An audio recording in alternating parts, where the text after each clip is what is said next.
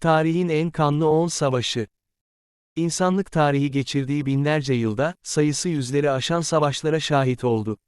O savaşların bazıları vardı ki neredeyse dünya nüfusunun yarısının hayatını kaybetmesine neden oldu. İşte insanlık tarihinin en kanlı savaşları. Dünyanın en kanlı savaşlarından biri olan, Napolyon Savaşları, Fransız devriminin ardından Napolyon döneminde Fransa ile Avrupa'nın diğer devletleri arasında gerçekleşen savaşlar dönemidir. Bu savaşların çoğunluğu kısa süreli savaşlar olmuştur. 1800 ila 1815 tarihleri arasında Fransa ile Avrupalı koalisyon güçleri arasında yaşanan savaşlardır. Fransız devriminin ortaya çıkardığı fikirleri engellemeye çalışan Avrupalılar, Napolyon ile 6 defa karşı karşıya gelmişlerdir. Rus İç Savaşı 1918 ila 1922 yılları arasında Çarlık Rusyası'nın yıkılmasından sonra Komünist yanlısı Kızıl Ordu ile Monarşi yanlısı Beyaz Ordu arasında yaşanan iç savaştır. İki taraftan toplam 9 milyona yakın kişi hayatını kaybetmiş ve milyonlarca sivil de savaştan etkilenmiştir. İç savaşı komünistler kazanmış ve SSCB kurulmuştur. Dungan ayaklanması, 19. yüzyılda Çin'in batısında meydana gelmiş dini ve etnik bir ayaklanmadır. Tarihi kayıtlara Dungan isyanı olarak geçen ayaklanma, Müslüman topluluklara karşı dinsel ve ırksal ayrımcılık politikaları uygulanmasına bir tepki olarak başlamıştır. Çinlilerin Müslümanlar ile yaptığı Talas Savaşı'nın ardından bazı Müslüman Araplar Çin'e göç etmiştir.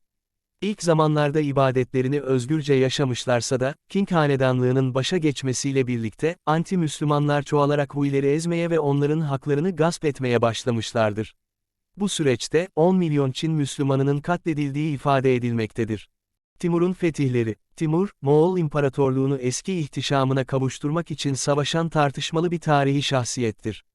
Timur'un fetihleri 1369'dan 1405'e kadar uzanıyordu.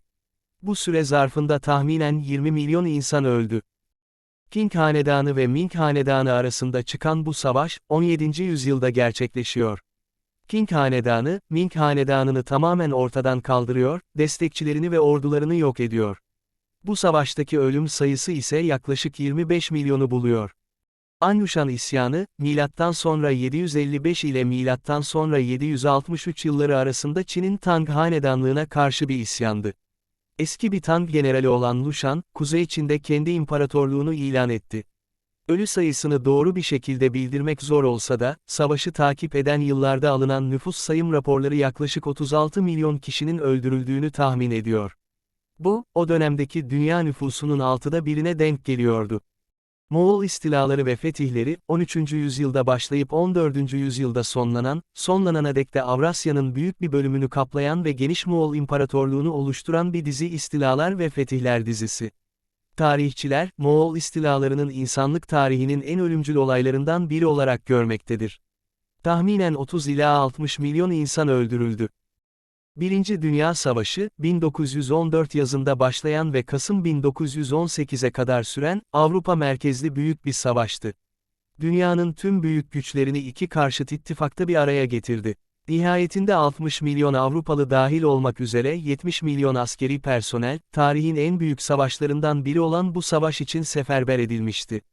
Çatışmalarda tahminen 9 milyon asker öldü, artı 23 milyon kişi yaralandı, 5 milyon sivil ise askeri harekat, açlık ve hastalık nedeniyle öldü.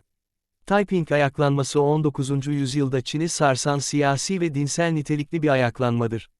Dünya tarihinin en kanlı isyanlarından biri olarak kabul edilen ve 20 milyon insanın hayatına mal olan Taiping ayaklanması, Çin'in en kanlı devrimi olarak tarihe geçmiştir. Ve Qing hanedanlığının yıkılış sürecini başlatmıştır. İkinci Dünya Savaşı, 1939'dan 1945'e kadar süren küresel bir savaştır. Savaşa dönemin büyük güçleri ve dünya ülkelerinin büyük çoğunluğu katıldı ve iki karşıt askeri ittifak kuruldu, müttefik devletler ve mihver devletleri.